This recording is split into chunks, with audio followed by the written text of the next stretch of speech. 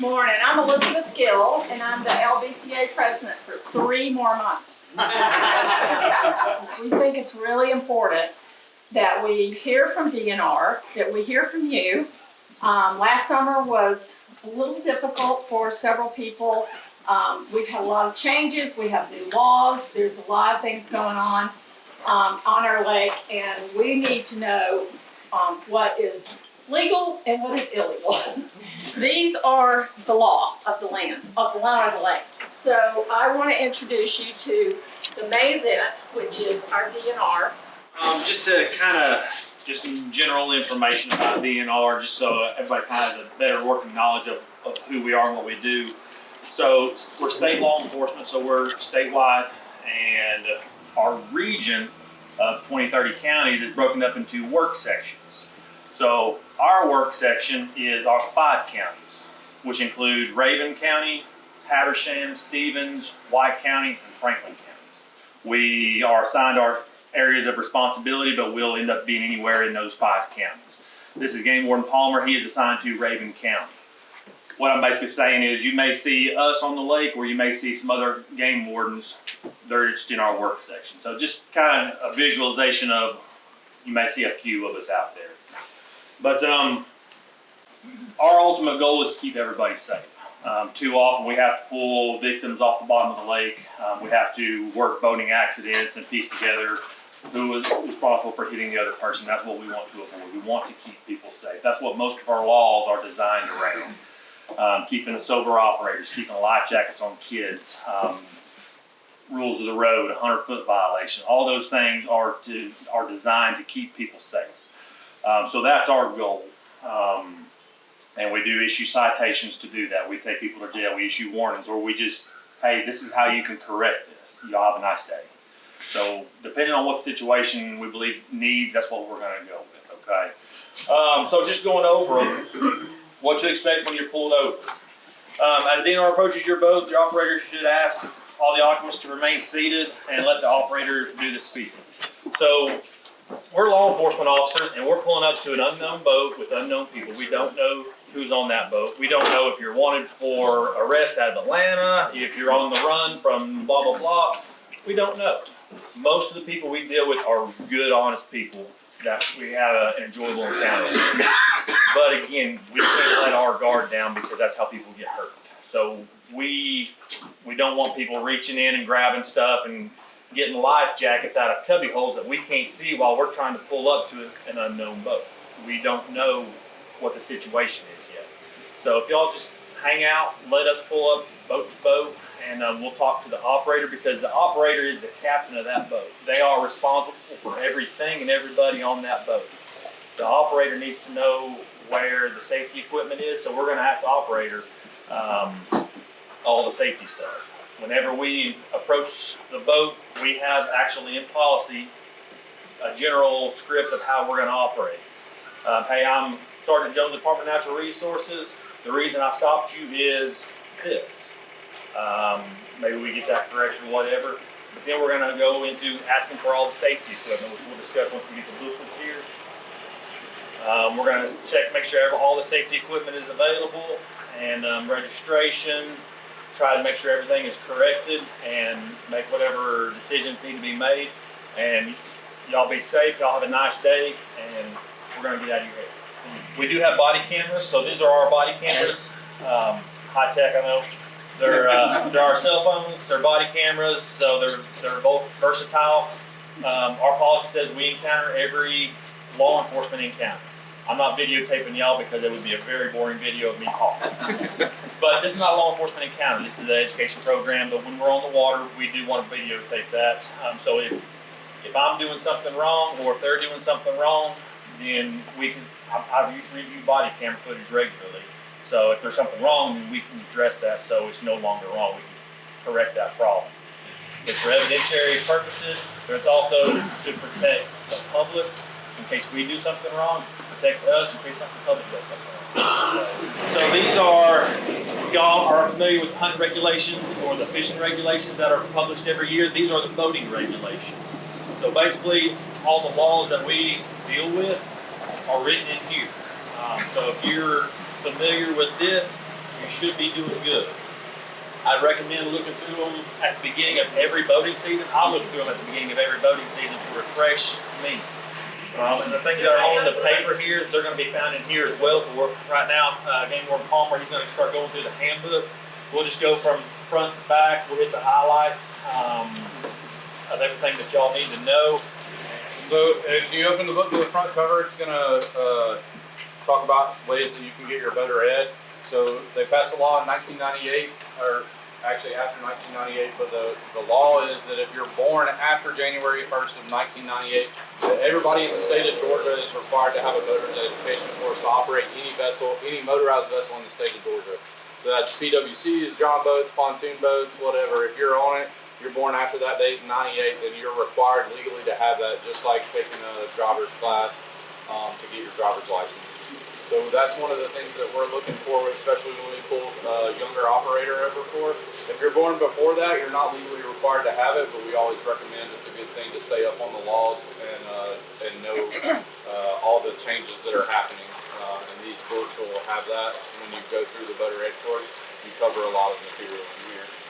To expand on that, like driver's license, we don't necessarily have a database where we can look up who has what. So the operator is required to have the license on board with them so that we can identify who they are. It's not going to have your picture, it's going to have your name, so you need to have a driver's license or a photo ID that we can match the name of the photo to the actual license. Is a copy of that, a color copy of that sufficient to have in each boat? Yeah, yes sir. On your phone? We check more phones than anything else nowadays. One of the things that you can do, especially for your kids, is if they've taken the class when they turn 16 and they get their driver's license, when you go to the DMV, if you take your boater ed card with you, when they get their driver's license, they put a little anchor down in the bottom right-hand corner on their driver's license, and that's sufficient. It says, hey, I've done my boater's ed, and then it's always on their driver's license, which you're required to have with you also. So that's the best way. If you're updating your license, just go ahead and make sure you take your boater ed course.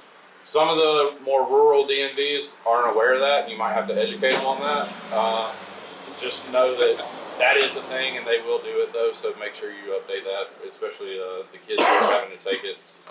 That's the best way to keep it right there.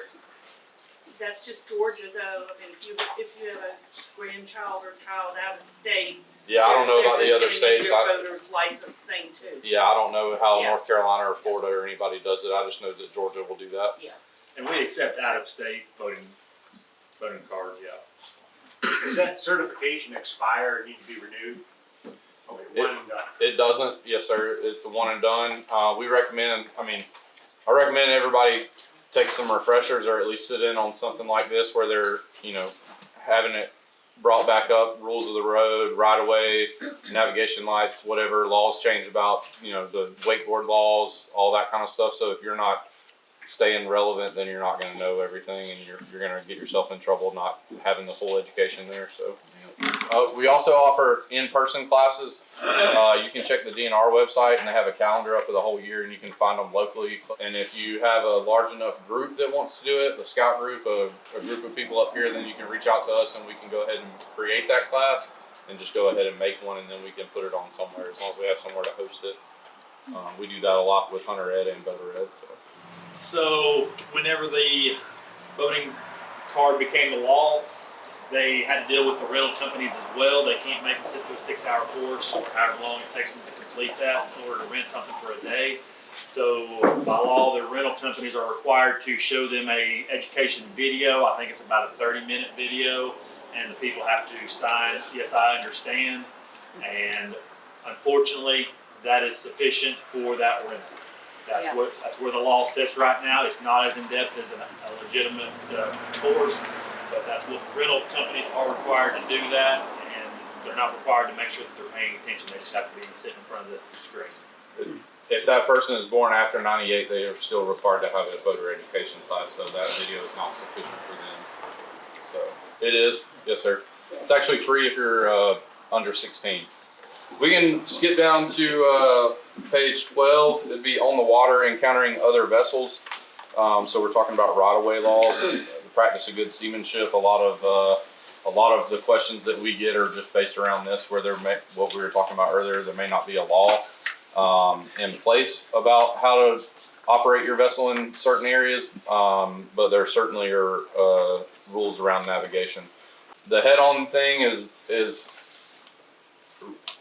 really kind of obvious. Everybody needs to move in opposite directions. The correct way to do that is both vessels move to their right or starboard side, to make sure, because you're supposed to be traveling down the right side of the channel or right side of the lake. So when you give way to another vessel, you're always moving to the right. Is there a distance requirement between boats that are So doing that? that's a common question. If you're in a travel corridor and you're not within that 100 foot of other objects, there is not a distance requirement. So you could pass each other at whatever distance, Blue as long as angel you're in the separation. channel. You know, we would definitely recommend space. Space saves lives, saves people, because your decision making and ability to maneuver, it gives you more time. At this point, there is no distance as long as you're not being reckless. Yeah, the distance thing comes into play when you're towing people and when PWCs are jumping wakes.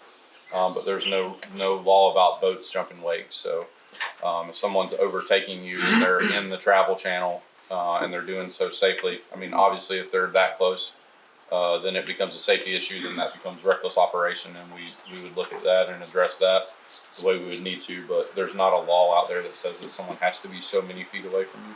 So it actually does say in law that every boater out there is responsible for taking whatever action is necessary to avoid a collision. So even if I have right of way going down the road, if they're not paying attention, I still have an obligation to slow down to avoid that collision. So in the same way, overtaking vessels, there's not, it's not like driving. You don't pass on the left. You can pass left or right, whatever is going to offer you the safest way to do that and the most space to do that. Keeping in mind that you're supposed to be traveling down the right side of the lake. So we have a law that's called Rules of the Road, and basically it's picture as you're driving down the lake, it's going to be a lot like driving down a highway. Okay, everybody staying on the right hand side of so the center of the channel, center of the waterway right there, you're staying on the right hand side just like you are on a highway. And everybody coming towards you, they're staying on their right, so nobody hits each other. Obviously, if you're trying to get to a cove, make sure it's clear. You drive through there, no problem.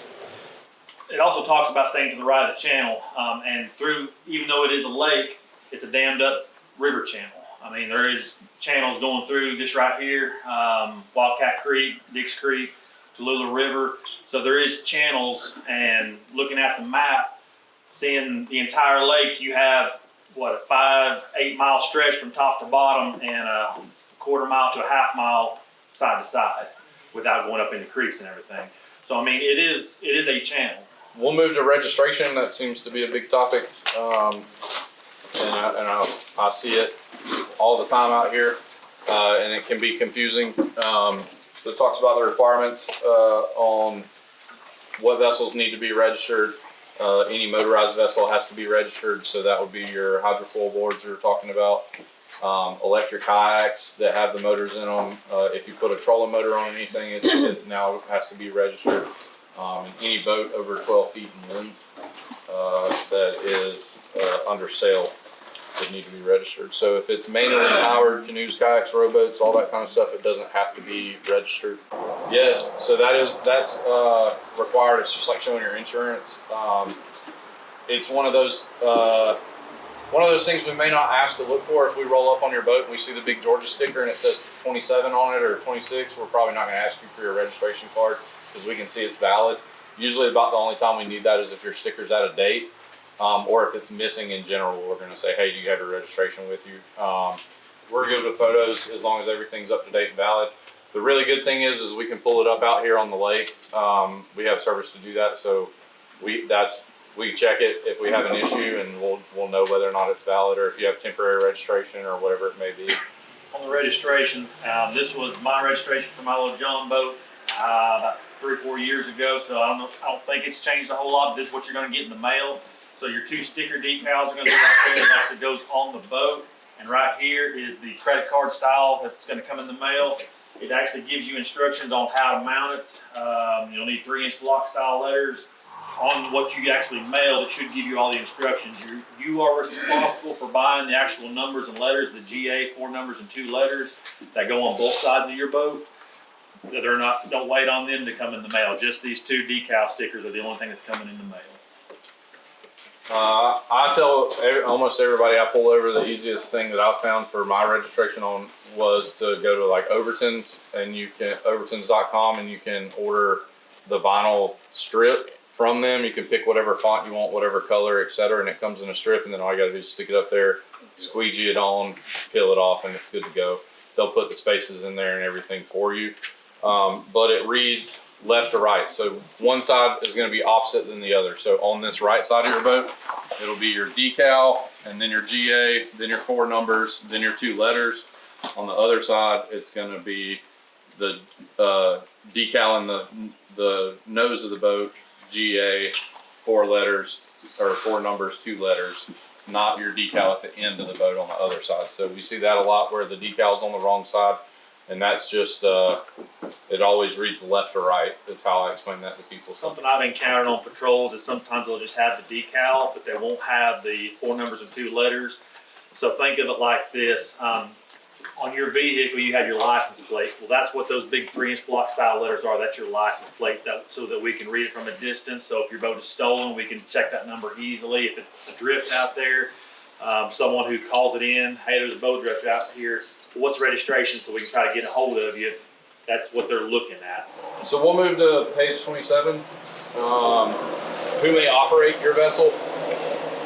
Persons less than 12 years of age may not operate any vessel in the state of Georgia, regardless of any boater ed requirements or anything like that. The next step up from that would be anybody over the age of 12 and 16 can operate a vessel that's 16 feet in length or less. And they also have a horsepower restriction of 30 horsepower. So I know a lot of people have 14, 15-year-olds that are pretty competent at boating. They still can't operate your vessel until they're 16 years old legally. Now, on the flip side of that is they can operate a jet ski that goes 70 miles an hour. So yes, as parents, they can be held liable for anything that 12, 13, 14-year-old does on their jet ski. They can receive citations because of something the kid did. So to answer your question earlier. At the age of 16, you can then operate any vessel that's legal on this lake, which would be your maximum length and horsepower, everything like that. When you turn 16, if you've had boater's ed, you can operate any vessel out here. So we'll cover some life jackets, what's Coast Guard approved, etc. Everybody under the age of 13, if the vessel is in motion, meaning that it's cranked and under power, you've taken it out of gear, they're required to be wearing a PFD, a Coast Guard approved PFD. So from your infants to your toddlers to your 9-year-old, if the boat's moving down the lake, they're required to have that on and fastened securely, correctly, etc.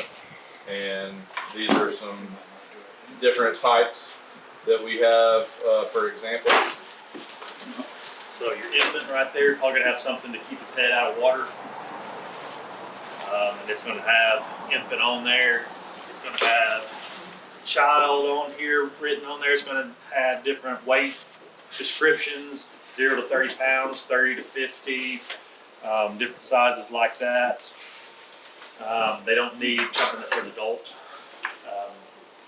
So just make sure they have the right kind of life jacket, something that it will buckle. If they have something like this, or more so if this is what the life jackets that you have for the boat, regardless of age, this kind does need to be worn in order for it to apply. Approved only when worn. So these inflatable styles, the reason for that is if they're in the compartment or in the bottom of your boat and they may be inflated, but you don't have them with you, so they may be, it's an issue at that point. So all inflatables like that, that Type 4 or that Type 5 PFDs, if that says it has to be worn, make sure that you have them on. Otherwise, it's like they're not on the boat. However that life jacket is, it needs to be fully fastened. If it has a zipper and buckles, it needs to be zipped and buckled. So There's not a requirement, there's not a law about how many buckles or whatnot. it needs to be fully fastened. This is what we're looking for on the Type 4 throwable device. It can also be a ring, but this is the most common that we see. The nylon covered styrofoam, and that's because they can be thrown a very great distance compared to a life jacket. With that, I would say just make sure you check these things, because if there's a rip or a tear or something like that, it's inserviceable and that's illegal, and can be a warning or a citation. Same thing with the fire extinguishers. This is the one that we carry on our boat. Make sure it's in the green. I tell people every year, especially if you store your boat in the wintertime in a not climate controlled area, that hot, cold, back and forth on the days, especially in the spring and the fall, can make them lose pressure and go bad pretty quick. And if you don't check them every year and we get out there and it's inserviceable, then we might have to handle business. There is an exception to having a fire extinguisher if you have an open gas tank that's not enclosed in your boat, so like a little John boat or something like that, you're not required, or any vessel under 16 feet, you're not required. Or if you have a newer vessel that has the onboard automatic system, arrest system that is built into your engine compartment, then that counts as having a fire extinguisher and you don't need one on your boat. Legally, your jet ski has to be able to have the capacity of 3 people. So if you have a jet ski that doesn't hold 3 people, you can't tow anybody. And then if you're towing anything, you have to have 2 people on the jet ski. They do not have to be rear facing, so they don't have to turn around and watch. They can still sit on the back and just turn their head and watch, but you do have to have an observer. Your mirrors do not count on the jet ski like they do a boat. So at the top, there's usually a green stick, if you can, or a yellow stick or something like that, like a plunger style. If you push down on that, it should rebound right back up. If you push down on it, it doesn't come up, it's no good. Make sure the safety plug is in there before you try that, otherwise Every boat's required to have the red and green in the front and 1 stern light in the back. The stern light in the back, or the white light, that has to be the highest point on the boat. So a lot of people, it needs to be visible for 360 degrees for at least 2 miles. The docking light seems to be a big issue for us. It's illegal to run down the lake with your docking lights on. That impedes everyone else's ability to see your navigation lights. So from a distance, if your docking lights are on, you're going to drown out your red and green, especially on the pontoon boats is where we see this the most out here. 2 big bright spotlights up front that are shining down the lake, and a lot of people will argue that they see better that way. Well, you might see better 5 feet in front of the boat in that moment, but if you turn them off and you let your vision adjust, I guarantee you'll be able to see down the lake further without them. And the distance that we tell people is when you get within 100 feet of your dock, when you're pulling into your dock, you can put those on, or someone else's dock. Those can come on. At that point, you should be under power, you should barely be in gear, you should be at idle speed anyways. You're not traveling down the lake at that point, you're pulling into your dock, and that's when you need them to be able to get in and out of your slips. Paddlecraft can be used at night on the lake as long as they have a single white light, so a headlamp or whatever. We definitely don't recommend that, but if you're out on the paddleboard or a kayak or something like that, you need a single white light. It's pretty generic in here, but it's operation of a boat or PWC with disregard for safety of persons or property. So if you're doing something that's going to damage someone's property or has the potential to damage someone else's property or someone else, you can be cited for a reckless operation. So that could be slinging a skier towards the dock to let them in their run and they get too close. Breaking the 100-foot, that could be tubing within 100 foot. If it's such an egregious violation, it would not be a 100-foot violation. It could be a reckless operation because you could be endangering other people. The 100-foot rule, operating above idle speed. So most vessels, idle speed is clicking it into gear without any gas. That's your idle speed. A few of these boats, especially your older ski boats, do have a really high idle speed, and you might have to feather that in the no wake zones just to create, not create a wake. But the majority of these newer boats, especially with the electronic shifters, not the old cable shifters, will be slow enough to where you don't create wake. But we always recommend just turn around and looking. On a jet ski, it for sure is no gas, because they definitely idle high. So the commissioner says, yes, it can be here, and it goes based on like the recommendation of the public. Most of the time, they try to keep it strictly around boat ramps and marinas where no wake is important. They try not to, and bridges and such.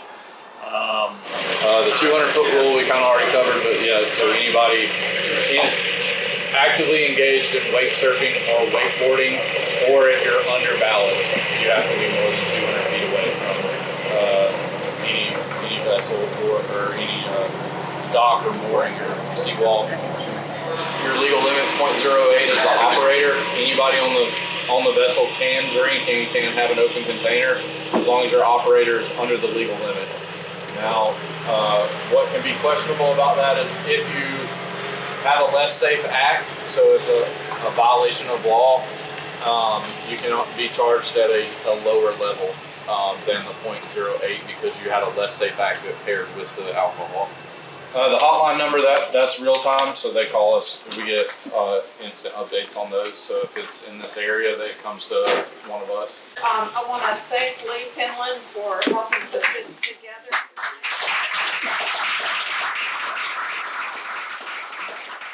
He's chairing our water safety committee this year, and LBCA is committed to having a safe work environment and environment for us to live. And one of the things we said we would do this year is try to educate the public on DNR, because there have been some changes and there are a lot more people working. 8 people is a lot more than 2 or 3 that we had a couple of years ago. So thanks for coming today, and